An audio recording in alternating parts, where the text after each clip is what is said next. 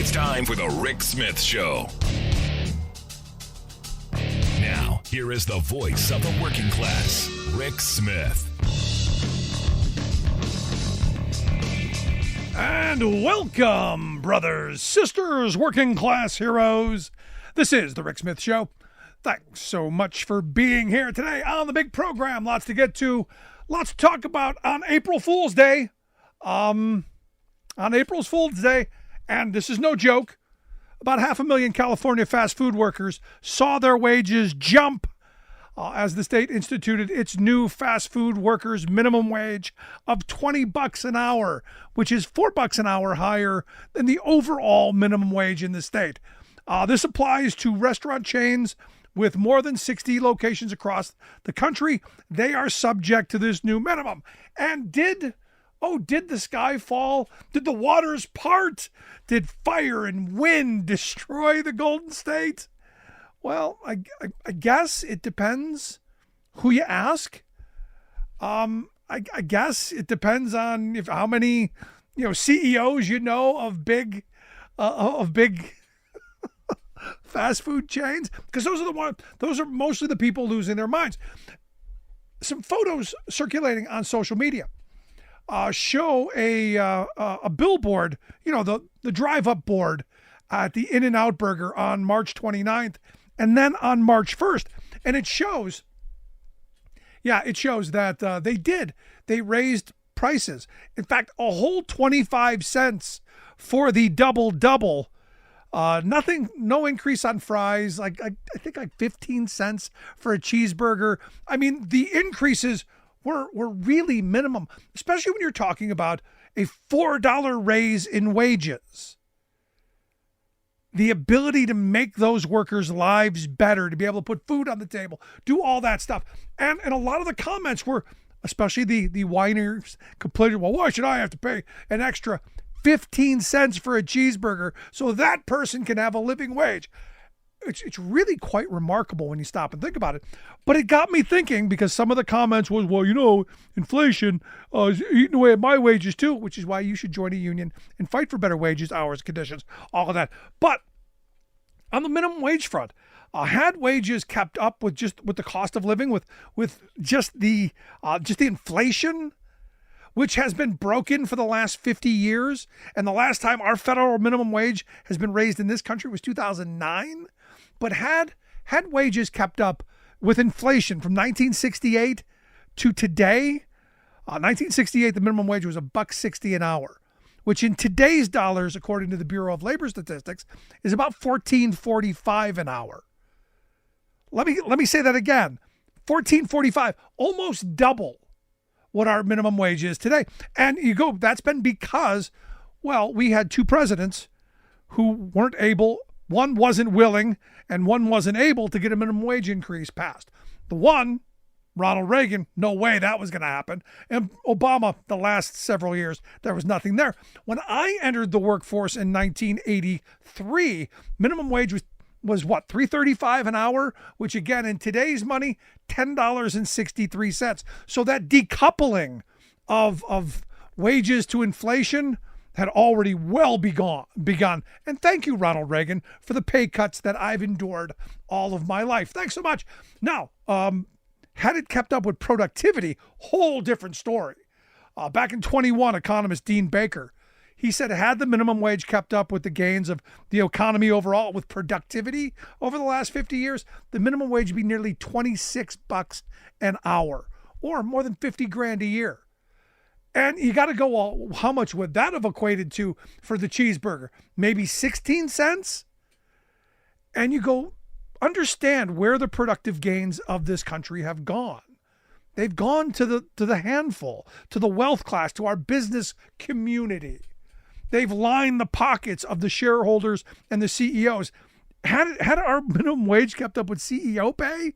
Never mind. I don't even want to get into that because it's obscene. But what we've given up are all kinds of opportunities. I go back to a friend who reminds me that when she went to college, back in the 60s, when $1.60 was the minimum wage, she was able, on that $1.60 plus tips, on that $1.60, minimum and whatever tips she was able to make. She was able to pay her way through the University of Michigan, undergrad and law school. No student debt, while subsequently able to rent a crummy apartment and drive a jalopy car, and occasionally be able to entertain herself on $1.60 an hour. Somehow, as a society, we figured out how to make sure that we didn't saddle that generation with a lifetime of college debt. You were also able to buy homes. How we did that on minimum wage incomes, I don't quite know. But it's only been the last 20 years that we've degraded what the minimum wage is. It's the minimum at the bottom. It's the lower jobs. But there was a point at which we said, well, you should be able to at least eat. You should be able to at least, through your work, put a roof over your head. At least have the opportunity to do better. It's only been about the last 20 years that we demonize the people who go to work for the minimum wage. You know, those people who do fast food work jobs, service jobs, people who clean up and put up with our you-know-what. So it's about time we start saying, you know what? We've got to raise the bottom. And understand, you know, the fast food industry, they're going to absorb this minor increase in wages. What the corporate elites don't want is you to think that you're worth more than you're getting. They don't want to share the bigger pie. So if we can hold down the bottom and keep us all grateful that we're not there, we're not going to ask for too much. Because our wages over the last 50 years, while they've destroyed the minimum, have also destroyed yours and mine. Because understand, this right now anger over low pay, not new. This has been going on for decades. Wages have been stagnant and declining for years, especially as they've moved healthcare costs and retirement costs onto the backs of average workers. So for me, when I see the labor energy that's out there where Gen Z is going, we're not putting up with that, I go, it's about time. It's about time workers get paid what they create, the wealth that they create. And these fast food workers, they create a lot of wealth. It's about time they share in some of it. Seems simple to me. But the naysayers, the whiners, the complainers, the sky's going to fall. You watch. There'll be no more fast food restaurants because we'll put them all out of business. Or the other part of it, we're going to automate all those jobs. Little secret, they were going to do it anyway. So at least fight for a part of what you can get today. At least my thoughts. Want to hear yours? Email me, rick@thericksmithshow.com. Going to take a quick break. When we come back, Jess Piper is going to be here from Blue, Missouri to share some thoughts on, hey, we're making child labor great again. Back after this.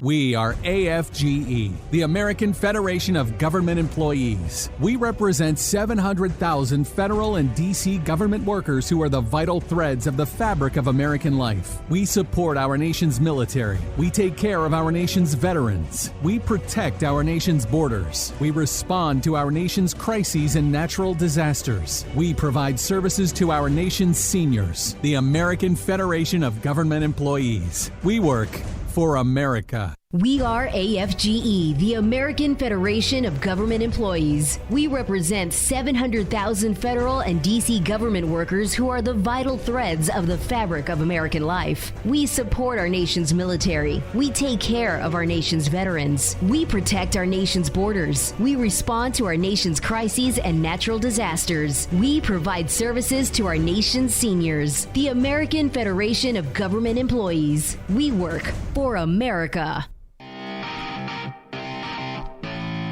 Welcome back to The Rick Smith Show. Now, here is Rick Smith. Missouri, the show me state.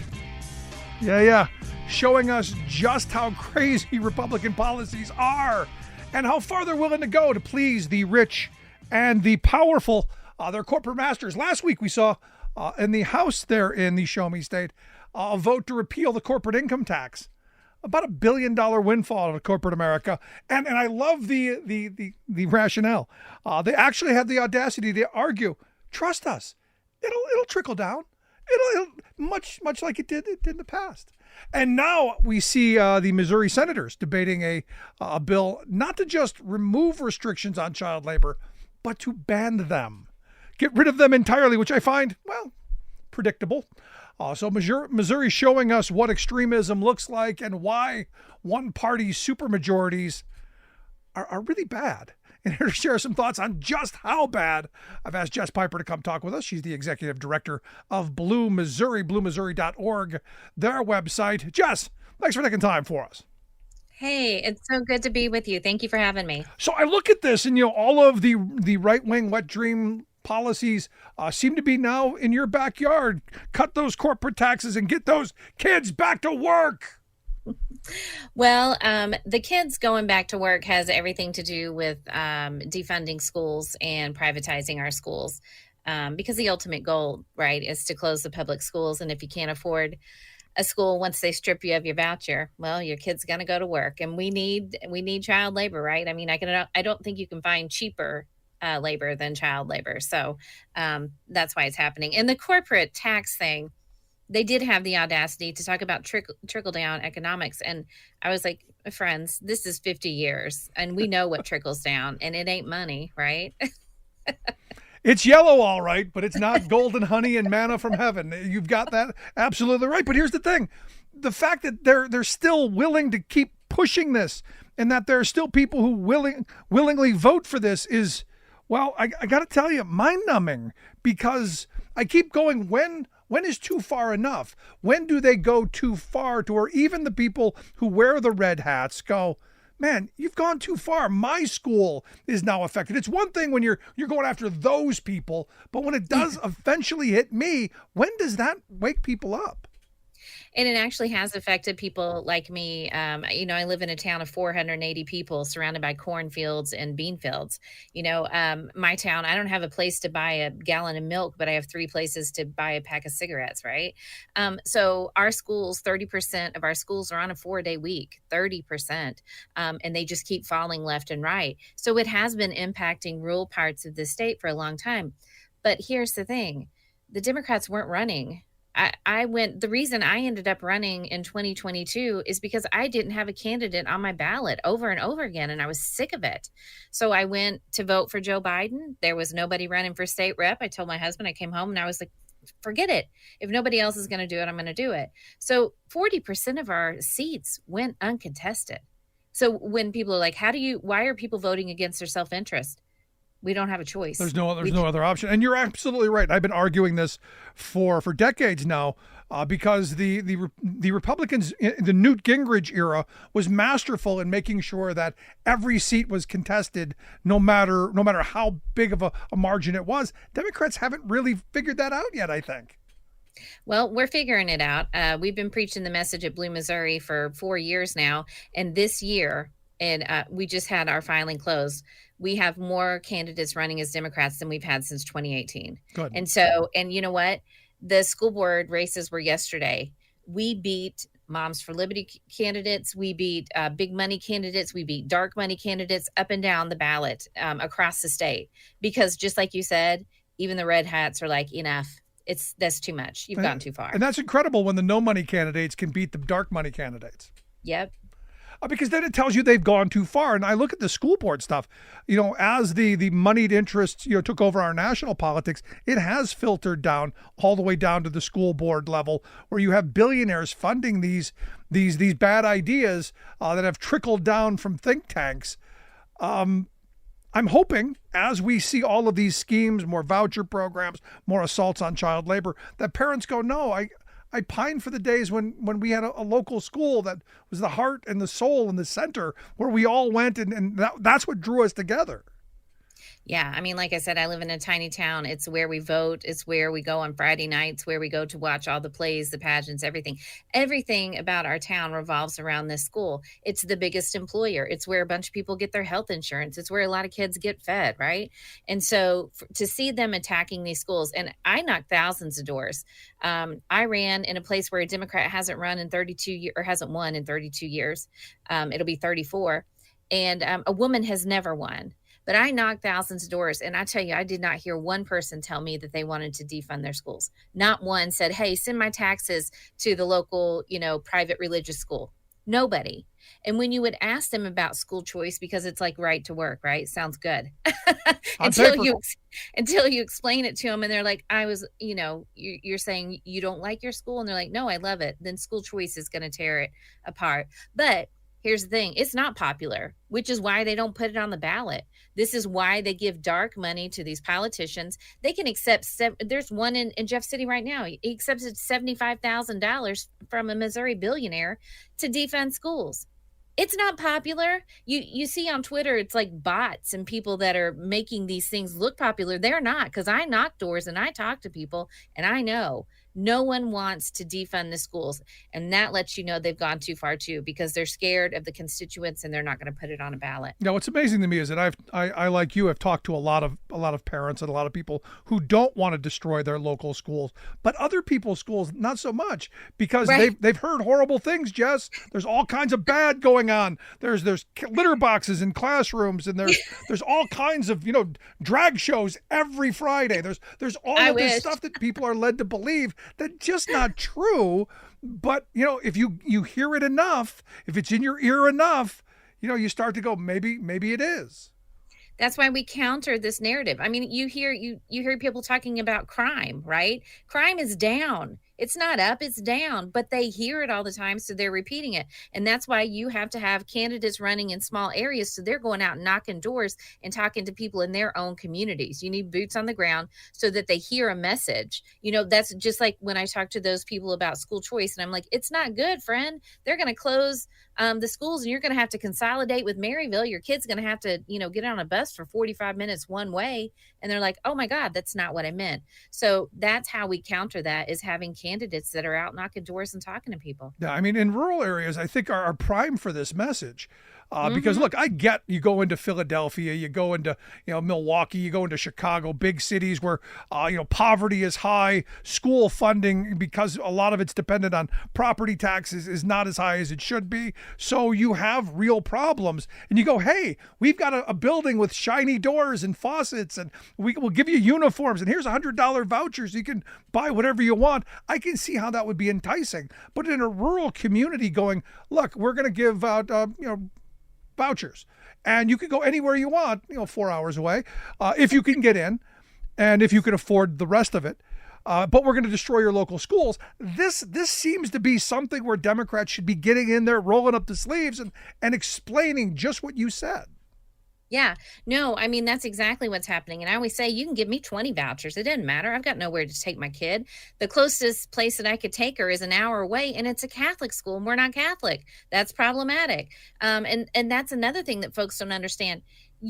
These vouchers they're giving out, they're not going to get you into that elite school. They're going to raise the tuition over the vouchers, so you and your ruffians stay out of their little school, right? Yeah, they don't want you, the unwashed masses. And what's interesting, I'm glad you brought that up. When Pennsylvania first had their voucher program, the first bill that came out, I had the state senator who supposedly claims he wrote it, tell me on this show that if I got this golden ticket, I got this wonderful voucher that I could send my kid to one of the elite schools in Philadelphia, and it would cover all of the costs and the transportation. And that school for kindergarten, as I remember, was like $40,000. And he told me it would cover all of it. And I'm going, I think you should read your own bill, Mr. Senator, because that's not at all what it says. But it's what we're led to believe. You teach in a kindergarten that's worth $40,000. Well, again, it goes to what you said a moment ago. They want their little, they don't want us in their little enclaves. That's how they keep poor people, working class people out. And that's how they keep it exclusive. And look, I would love if every school followed their model. small class sizes, not so much on the heavy testing, experiential learning, lots of really good stuff. Maybe we follow that model instead of trying to dream up silver bullets like vouchers or cyber charters or any of that. Yeah, well, and because my daughter goes to a school where, there's 20 some odd kids in her entire grade, she does get that. She does have a class, small classroom. She does have hands-on experience. Her teachers know her inside and out. They know everything about her. And so I think sometimes when we got away from community schools and we consolidated because it was easier or it was, less money, that we really did lose a lot of experience for kids. A lot of folks wouldn't want to send their kid maybe to a tiny little rural school like we have, but I've got nothing but praise for this place. No, you should. I mean, and we should want that for all kids. Small classes where, like you said, teachers actually know their name and have an opportunity to connect with them instead of having, when my kids were going to go to kindergarten, my oldest, we actually held a protest outside of the school board because the class size was going to be like 35 kids. And I'm like, there isn't enough room for those kids to trip over each other, let alone to get the kind of individualized attention I think that they need.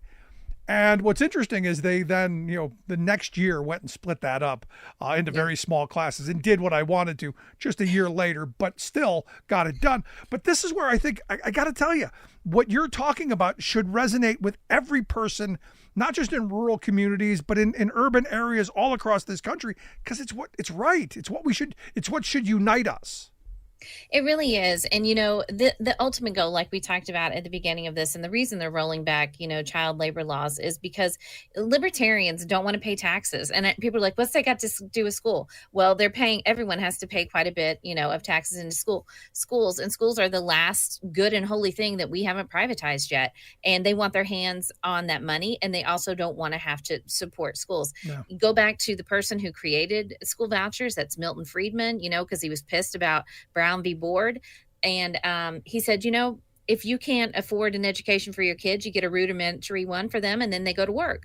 He said it out loud. And I don't know why people don't realize that's actually what they want. They merge these billionaires with, the right wing evangelical crew. And now you got people voting against their self-interest. And so their ultimate goal is to get rid of public schools, to have these, little private schools. I think eventually they'll probably take away the vouchers. And then when you don't have a voucher and you can't afford it, there's nothing else for you to do. And so they need to roll back these laws. They need to ban it like Missouri is doing, ban it and say, no, absolutely. 14-year-olds can work in chicken plants and processing plants. They can absolutely work in construction and roofing and that sort of thing. But let me ask you this, because, a lot of the comments I got when I talk about child labor, well, I worked when I was a kid. And look, myself, when I was 8 years old, I was out shoveling snow and cutting grass and doing every odd job I could possibly think of to make money. I had paper route when I was 9. I had 2 of them when I was 11. We, as kids, we did a lot of things. Mm-hmm. But we didn't work on a construction site. We weren't, cleaning on the kill floor of a slaughterhouse. I mean, there's differences in, hey, we have work for kids to learn and to learn the importance of a dollar and hard work and responsibility and all that stuff. And there's another thing, having them compete with mom and dad. Right. I mean, that's exactly what they want. And I have a lot of people too. They're like, well, I worked on a farm. Me too. Like, we're not talking about working for your mom and dad on the farm, shoveling crap in the lot. That's not what we're talking about. I saw today that Nebraska's governor has this huge chicken operation, and a 17-year-old died yesterday at that workplace. We see them using children, in all kinds of industrial situations when they roll back the child labor law. You have in Arkansas, which just passed a voucher scheme, 95% of the people, by the way, 95% in Arkansas who got the voucher were already in a private school. Of course they were. And that's something people need to know. But she rolled back child labor at the same time and then instituted a law where kids graduating only from public schools had to get 75 hours of community service, but they're actually going to places and working for free. And it's setting up the infrastructure to have a pipeline of kids who are forced to work. If you can get 75 hours and a school's got 400 kids, that's a lot of free labor. That is a lot of free labor. And look, we don't often think about it that way, do we? I mean, this is going to benefit corporate America, which is why they lobby for it so heavily. But as parents, again, you said a minute ago, everyone worked on their farms. As parents, you're going to protect your kids a lot differently than the guy who owns a giant corporation who you're just a number on a balance sheet for. So for me, I look at this and it should scare all of us that we're attempting to repeal the 20th century. It really should. And I mean, we all know about the Gilded Age, and that's what it feels like we're doing again. But I want to say, I mean, this is the thing. Maybe we don't all know about it. No, this is why it's important that we don't allow public education to get destroyed, because there's part of me that goes that not only are they getting cheap labor and a populace that is more controllable, it's that we're not teaching kids how to think and not teaching them how to recognize when they're getting cheated or how to organize to stop it, or about democracy and the idea of a representative democracy doing what the people want and need as opposed to what the corporations want and need. Well, it sounds like you're talking about real history, and we don't talk about real history, right? We talk about what the whitewashed history. But I wrote about this once, and people were sort of horrified, but then a lot of people were like, oh my God, that happened to me too. I started working when I was 15 at Piggly Wiggly. And you know what? I had a manager that would not leave me alone. I turned 16 and he all the things. We are exposing our children to adults who may not need to be in contact with children, who may, sexually harass them, who may do other things to them, or just may bully them. There's just a lot of reasons that children don't belong in certain, workspaces. There's no one, like you said, there's not a parent there to look out for them. There's not a teacher who has a background check looking out for them. Once you place your child in that corporate environment, anything goes. So last question I've got for you. What do we do? How do we organize out of this? Because ultimately, as I've said, this isn't a red hat, blue hat issue. This is a right issue. This is a moral issue. This is what do we want to leave for our children, kind of thing. What do people do? What's the marching order? Run everywhere. Make sure that you do not have one seat on your ballot that is uncontested, and that is huge, because I can call my representative. I can call my state senator all I want. They don't call me back. They don't talk to me. They don't have to, because they don't have opposition, and they know they are going to be elected over and over again, and they are taking their marching orders from the donors. So they don't care about what I have to say. So until we oppose them, until we say we are going to have someone run against you, they're going to keep doing what they're doing. And that is the way forward. You will have opposition. You will have to answer to people. Jess, I appreciate you taking some time for us. Jess Piper, Executive Director, Blue Missouri. Thanks so much. Thank you. BlueMissouri.org, the website, if you want to take a look at the work that they do. Want to hear your thoughts? Email me, rick@thericksmithshow.com. Right back.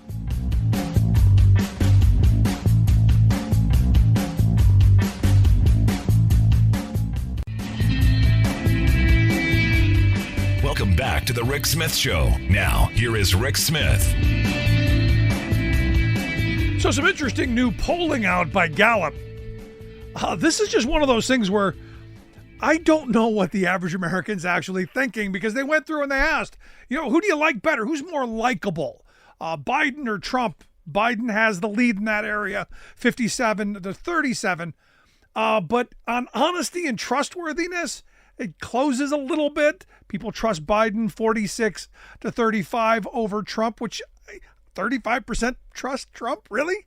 But Trump has this big advantage in leadership, which I'm still trying to figure out, 57-38. Trump has gained a modest edge in managing the government, 49-39, which, did you not remember the 4 years? And this is the one that this is one that gets my attention. Cares about people like you and your needs. 48% said Biden, 42% Trump. But here's the one. This is the kicker. Displays good judgment in a crisis. 45% preferred Trump over Biden, 40% said Biden. And I go, do you not remember the guy who suggested shoving light up your you-know-what and drinking bleach? I don't know if that's good during a crisis. But here to share some thoughts on, well, maybe I'm missing something. I've asked our good friend, former Ohio Congressman and political analyst Bob Ney to come talk with us. Bob, thanks for taking time for us. Well, thank you, Rick. So what do you make of this? I mean, 45-40, Trump over Biden in the good judgment during a crisis situation. I got to tell you, I'm confused. Well, I mean, look, one thing, drinking bleach, less people then will get treated because they won't be around on the planet, I mean, that doesn't make sense when you think about it. And of course, remember something too, I think, Rick, that we're now talking about I forgot about the bleach. Okay. I totally forgot about that. There's a lot of things where time's passed and people, I think, have probably forgotten some things. They'll remember some things, obviously, but they might have also forgotten some things. The parade when he was in the hospital, remember that? He did a parade. He left the hospital with COVID, right? Yep. Okay. I think people forget that. That's not very responsible. Now, in the polling, I can understand where, Biden would definitely come out on top as the, nicer guy or the more likable guy. I think there's no question about that because of Trump. He picks on people a lot.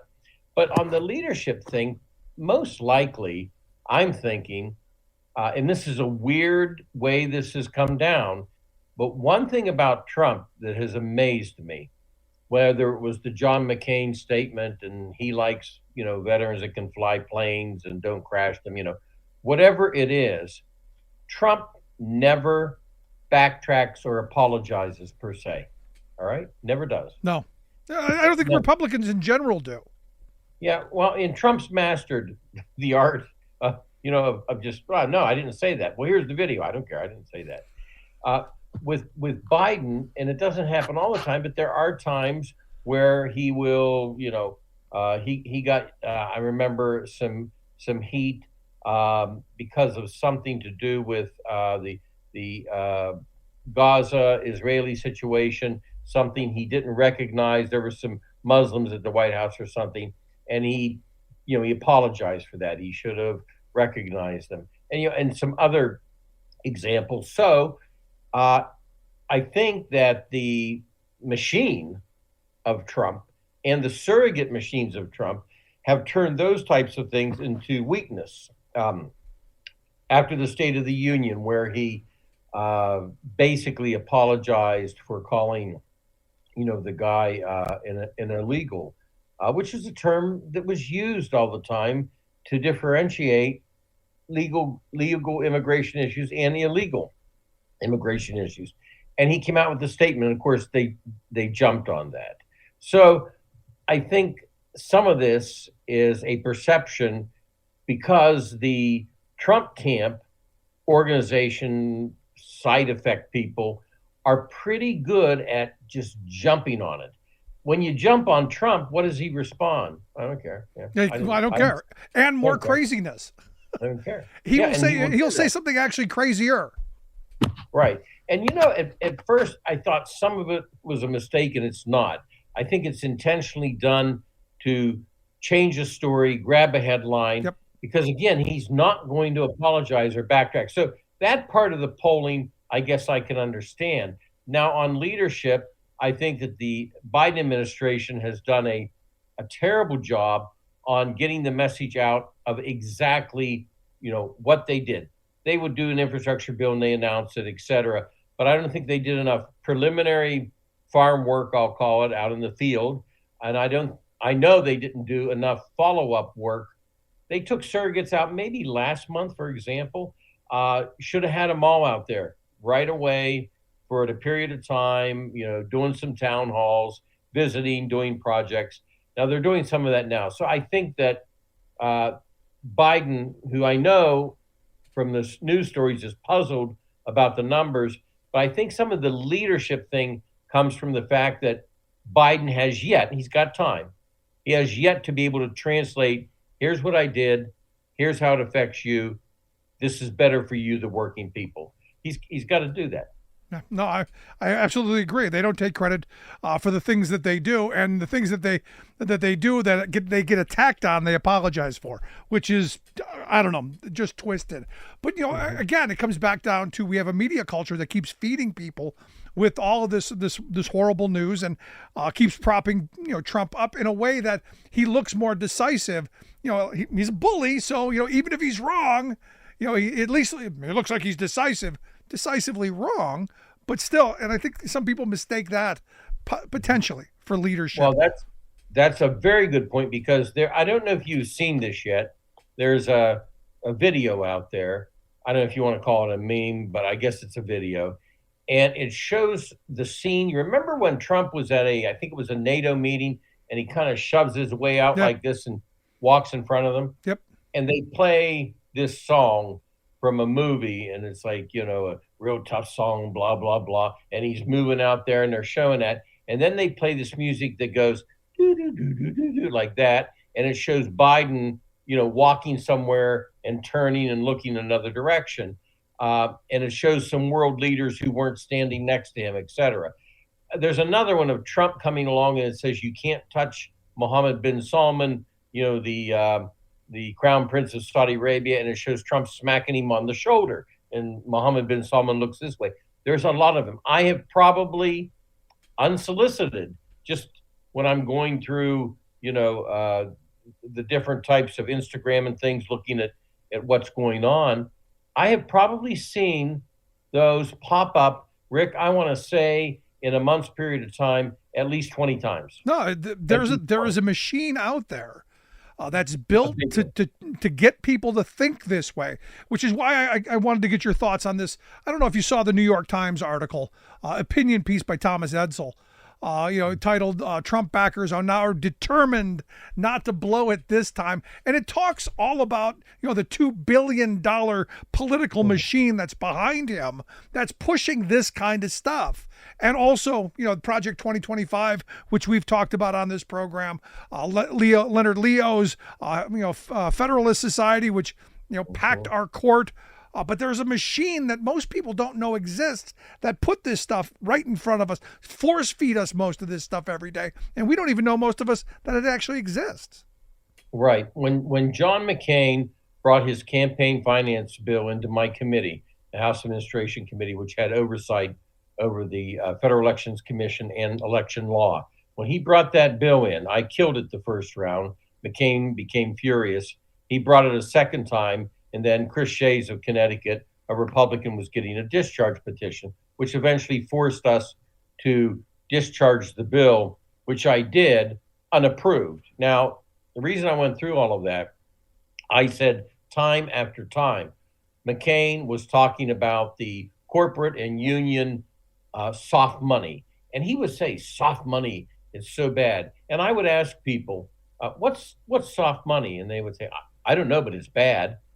Because McCain was, beating that drum. Now, what we tried to point out and failed is that once he eliminated soft money, which is fine, okay?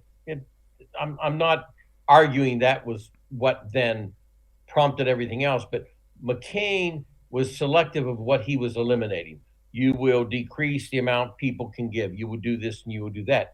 But he created a huge hole that you could drive 3 Mack trucks through, because he created something that was taking the 501c3s, the 501s that should have been charity issues and should have been charity groups, and he was allowing for monies to be brought in, $2 billion, $3 billion, $4 billion, and they can be brought in under the cover of night. You don't have to claim who's doing it. So if somebody has, it's like the Supreme Court and Thomas, if somebody has an objective and they're not accountable and nobody knew about Thomas till recently, then they can do a lot of damage. They can do a lot of things. That's what's going on with these groups.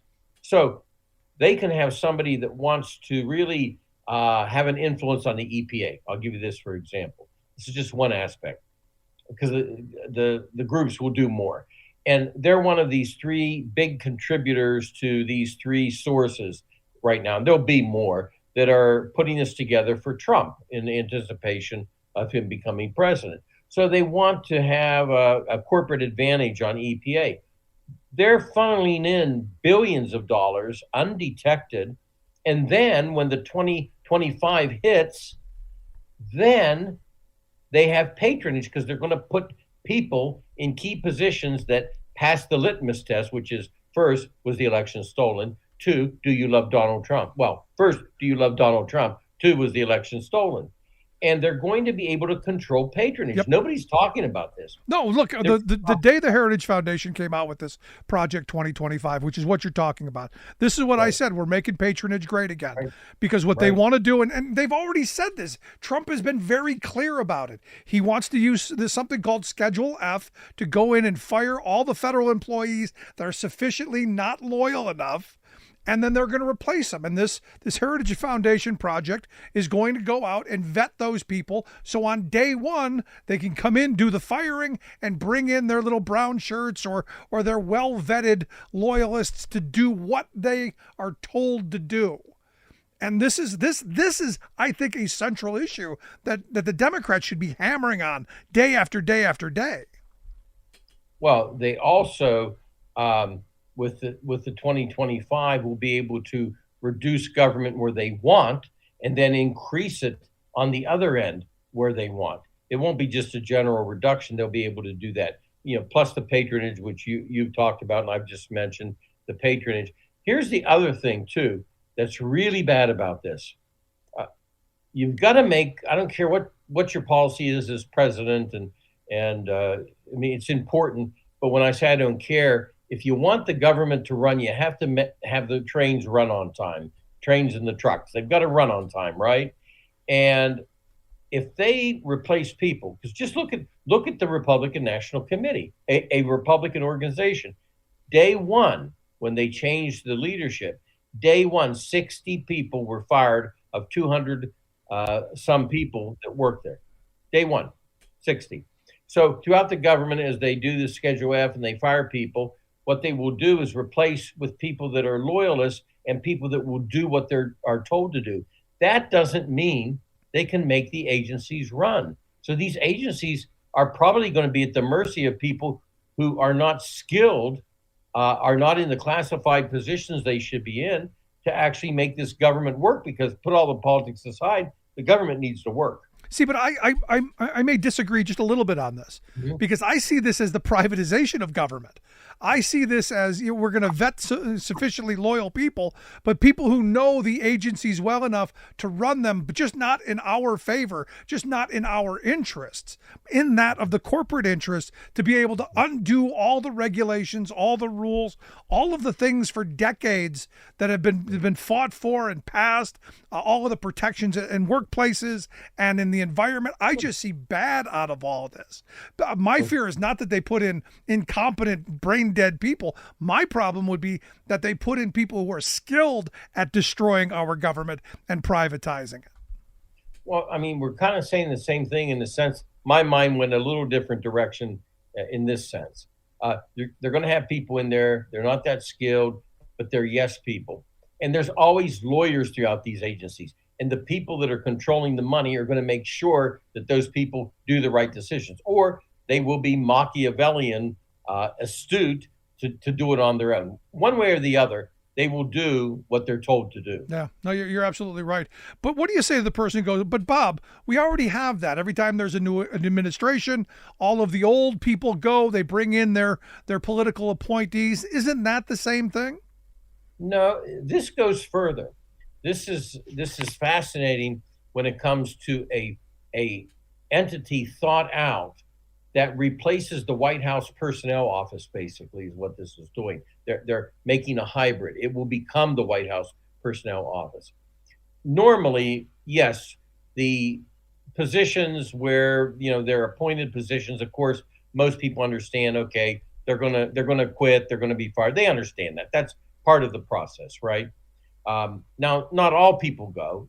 Sometimes people are kept, but the top brass will go, and then they will be filled, with people that have been looked at by White House personnel. Now, in this case, This is going way beyond it, not just the top brass. This is going to filter down to the janitor. And this is going to filter down through the system. Yep. Is what it'll do. No, because if you listen to Trump and his whining and complaining, what he wasn't able to accomplish was to get the bureaucrats, the people whose their job to do the mission of those agencies, to do whatever he wanted them to do. They were tasked with doing what Congress or what the law was supposed to be, not what the benevolent dictator said you do. Now, imagine also one other scenario that may not be important, but I want to mention it.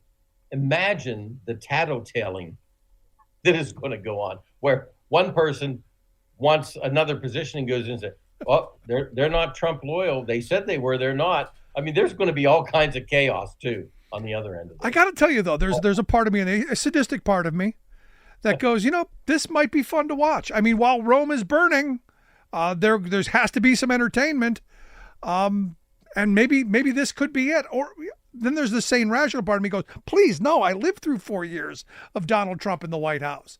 No, this will be worse because the moneyed interests now understand that they can get involved. And I got to think, since this is so public, and I want to get your thoughts on this, because they have come out in such a public way of saying, we're going to do this Project 2025, and Leonard Leo's at the front of his network, and you've got all these moneyed interests doing all of these things, that Trump's got to have some buy-in to this as well, that he's going to allow them and empower them to do all of the evil things they want to do. Oh, of course he will. I mean, because with Trump, I mean, look at how he functioned. He would get reports from people. John Bolton's the best example. Trump praised John Bolton, not like he does a lot of people he hired. This guy's brilliant, on and on. Trump took Bolton because wealthy people told Trump to take Bolton. So he took Bolton. He listened to him. He cut the Iran deal off. Bolton convinced him he could get a better deal. And what ended up happening is the United States made the mullahs more powerful than ever before, right? So when you look at this, the kind of scary thing is that people will be coming and you'll have the vested interests in the wealthy telling them to tell Trump certain things that, Trump may not even question at all. So that's another scary aspect of this. No, there's nothing good here, which is why, again, come November, the hope is he gets nowhere near the White House, not even on a tour, because not good things. Not good things. But Bob, as always, appreciate the thoughts, the expertise. I'll look forward to talking to you again real soon. Thank you, Rick. Our good friend Bob Ney. Want to hear your thoughts? Email me, rick@thericksmithshow.com. You concerned about this Project 2025? For me, there's two things that have destroyed this country in irreparable ways. Uncle Milton Friedman and his economic rhetoric, and the Heritage Foundation and all of the things that they have done. This kind of, I think, being the top of it. Quick break, right back.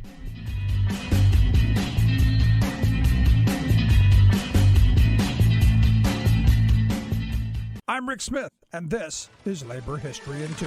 On this day in labor history, the year was 1968. That was the day that Dr. Martin Luther King Jr. was murdered by an assassin's bullet in Memphis, Tennessee. He was in Memphis to support AFSCME sanitation workers who were out on strike fighting for better wages and working conditions. In the later 1960s, Dr. King's organizing had increasingly turned toward addressing the poverty, unemployment, and unfair working conditions faced by black workers. As we pause to honor the memory and legacy of Dr. King today, let us take a moment to reflect on his words. In a message he delivered to a gathering of Teamster Local 815 shop stewards on May 2nd, 1967. In his speech, Dr. King discussed the wave of labor organizing in the 1930s. He recounted the difficulties faced by workers forging new unions. He said, "Yet there was one thing that was won, one thing that was fought for as indispensable, one thing for which all the pain and sacrifice was justified, namely union recognition. It seemed so minuscule a victory that people outside the labor movement scorned it as, in fact, just another defeat. But those who understood union recognition meant the real beginning. Union meant strength, and recognition meant the employer's acknowledgement of that strength. And the two meant the opportunity to fight again for further gains with united and multiplied power. As contract followed contract, the pay envelope fattened, and fringe benefits and job rights grew to the mature work standards of today. All of these started with winning first union recognition. Dr. King died standing up with black workers fighting for that very recognition. Like what you hear? Check out more at laborhistoryin2.com.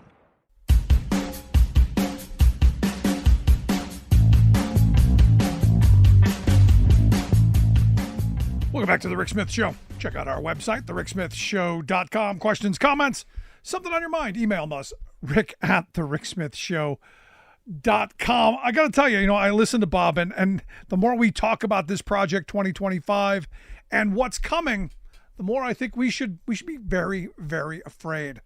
And look, what's happening in the red hat, blue hat world, you look at what the red hats are doing, and it's all about controlling government, privatizing government, and education, a huge part of this. And I look at Ohio, where I have relatives in Ohio who they live in school districts where the ballot initiative, the levy tax that they wanted to raise the levies in these school districts, most of them all failed.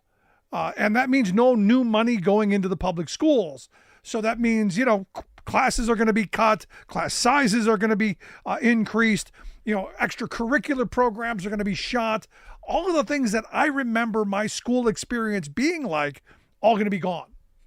But Ohio masterfully gave the privateers and the profiteers $1 billion bailout when they passed their voucher nonsense and all of these gimmicks that they're giving out. And understand, these vouchers, these golden tickets, these wonderful windfalls of educational opportunity that they give great names like opportunity scholarships, don't go to the kids who really need them.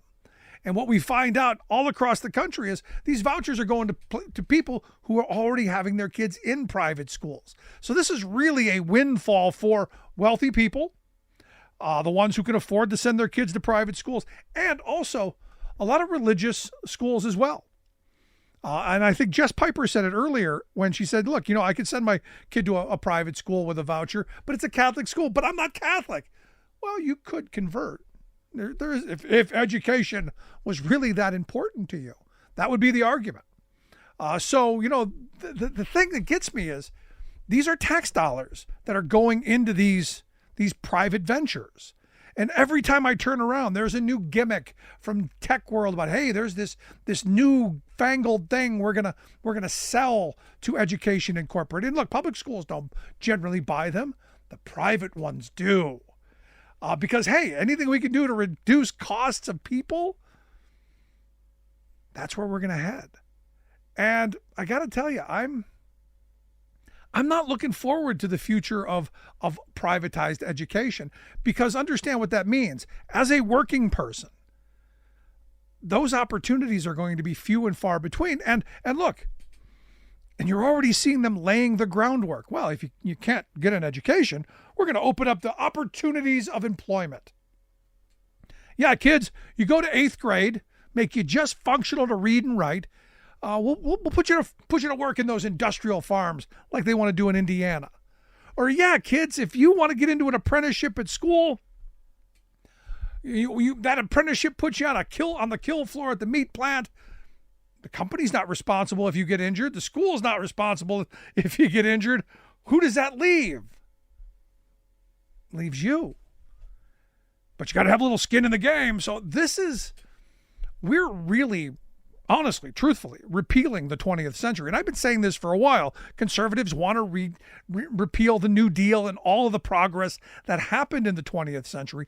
All of those things that built a prosperous middle class, a prosperous working class, and gave people an opportunity to go, you know what? If I work hard and play by the rules, I can get ahead. They don't want that. They want good, desperate, obedient workers.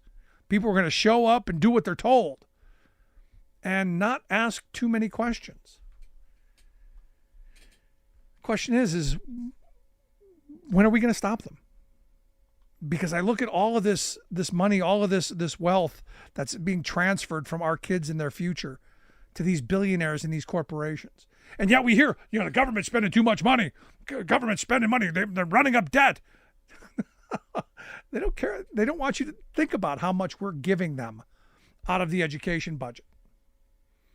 And the thing that really, I got to tell you, and I'm sure you've heard this as well, the thing that really irks me is every time I turn on the radio, I'm hearing an advertisement for cyber charters or charter schools or the next newfangled thing that's going to replace my local public school. Instead of saying, hey, instead of wasting money on enriching this media company to convince me that these wonderful little things are so fabulous, why don't we just, invest that money in the local school? That thing that brought us all together, that thing that gave us all a common bond. There's an idea. Want to hear your thoughts. Good, bad, in favor? Email me, rick@thericksmithshow.com. If you miss any portion of the program, grab the podcast, as always, or check out freespeech.org for the video. As always, appreciate you being here. We'll see you back here next time.